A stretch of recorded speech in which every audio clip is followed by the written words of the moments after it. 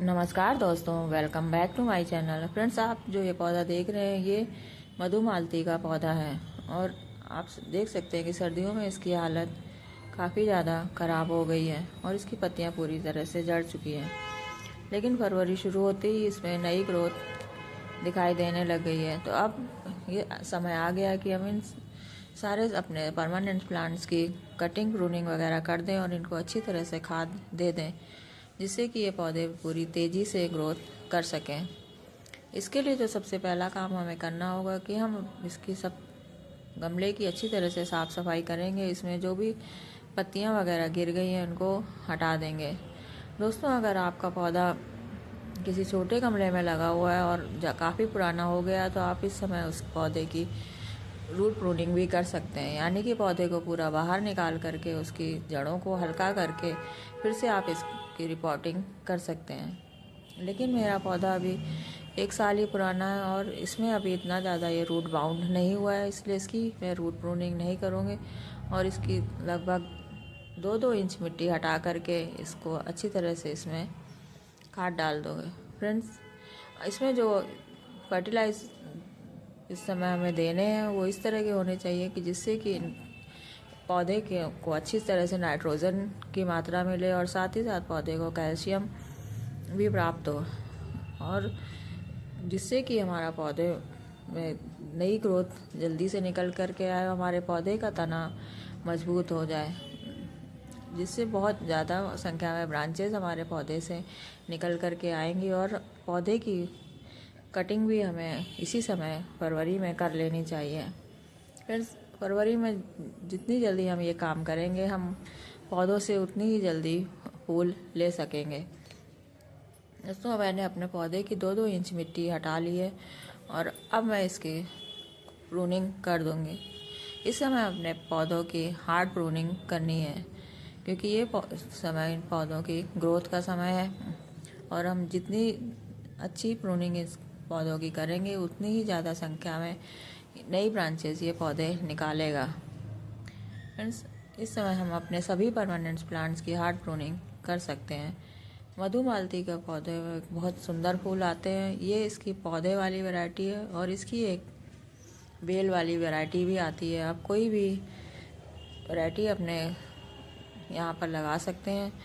इस पौधे वाली वैरायटी में खुशबू नहीं होती है, लेकिन जो इसकी बेल वाली वैरायटी आती है उसमें अच्छी भीनी भीनी खुशबू आती है। एंड इस तरह से मैंने अपने पूरे पौधे को प्रून कर लिया है और इसमें जो इस तरह की पतली पतली डंडियाँ ये सूख गई हैं, आप इनको भी तोड़ करके हटा दें, जिससे कि हमारा पूरा पौधा साफ़ सुथरा हो जाए और इसमें कोई भी पुरानी सूखी ब्रांच ना बचे।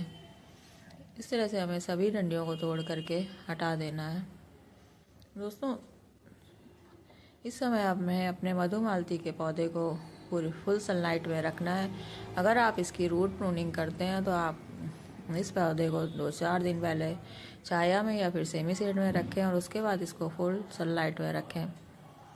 और अगर आपने इसकी रूट प्रूनिंग नहीं करी है तो आप इसको डायरेक्ट फुल सनलाइट में रख सकते हैं। दोस्तों, अब ये मिट्टी हटाने के बाद इसमें जो हम फर्टिलाइजर्स देंगे उसमें सबसे पहला है वर्मी कंपोस्ट। फरवरी में हम जब अपने पौधों को हम दोबारा से तैयार करते हैं तो उसमें सबसे ज़रूरी चीज़ होती है कोई भी कंपोस्ट देना, चाहे वो वर्मी कंपोस्ट हो या काऊ डंग या फिर आपके किचन वेस्ट से तैयार की हुई कंपोस्ट। एक कंपोस्ट की एक अच्छी खासी डोज हमें फरवरी के समय अपने पौधों में दे देनी चाहिए। दूसरी चीज़ जो हम इसमें देंगे वो है ये नीम की खली।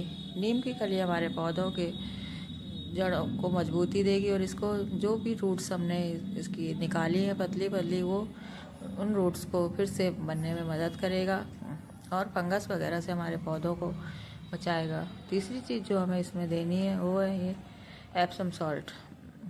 एप्सम सॉल्ट भी हमारे पौधे के जड़ों को बहुत तेज़ी से विकास करने में मदद करता है और जिस पौधों का जड़ों का विकास जितना ज़्यादा तेज़ होगा उतना ही ज़्यादा हमारे पौधे तेज़ी से विकास करेंगे। और जो अगली चीज़ इसमें हमने डाली है वो है चूना पाउडर। चूना पाउडर में कैल्शियम की भरपूर मात्रा होती है, जिससे कि हमारे पौधे का तना मजबूत होगा और हमारा पौधा बहुत तेज़ी से विकास पर आएगा। अब ये सारे फर्टिलाइज़र को हम गमले के चारों तरफ फैला करके डाल देंगे। ये मेरा 10 इंच का गमला है और इसमें मैं ये सारा फर्टिलाइज़र डाल दूँगा। और इसके बाद आप इसको इसी गमले की पुरानी मिट्टी से भी ढक सकते हैं या फिर आप इसके लिए नई मिट्टी का भी इस्तेमाल कर सकते हैं। मैं इसमें ये तैयार की हुई नई मिट्टी डालूँगी। ये गमलों की पुरानी ही मिट्टी है, लेकिन इसको धूप में अच्छी तरह से सुखा लिया है और इसमें राई सल्फर मिला करके मैं इस पौधे के ऊपरी हिस्से में इसको अच्छी तरह से भर दूँगी। और ये इस खाद को जो हमने डाली है इसको अच्छी तरह से इसमें ढक देंगे और इसमें फिर पूरी तरह से इसको वाटरिंग कर देंगे। दोस्तों, अगर आपको वीडियो थोड़ा सा भी अच्छा लगे तो प्लीज़ वीडियो को लाइक एंड शेयर करें और चैनल को सब्सक्राइब ज़रूर करें। मधुमालती का पौधा एक बहुत सुंदर पौधा था और आप इसको अपने गार्डन में ज़रूर शामिल करें। और आखिरी चीज़ जो इसमें मैं डाल रही हूँ वो है ये सीवीड का लिक्विड फर्टिलाइज़र। इससे हमारे पौधे की जो छोटी छोटी ज़रूरतें होती हैं वो पूरी होंगी और हमारे पौधे को सभी तरह के न्यूट्रिशन इस से मिल जाएंगे। दोस्तों, अगर आपके पास सीवीड लिक्विड नहीं है तो आप अगर ग्रैनुअल्स हैं तो आप उसका भी इस्तेमाल कर सकते हैं। और इस तरह से हमने अपने पौधे को आज हर तरह का पोषण प्रदान कर दिया है और अब ये पौधा पूरी तरह से विकास पर आ जाएगा। वीडियो देखने के लिए आपका बहुत बहुत धन्यवाद। Thanks for watching.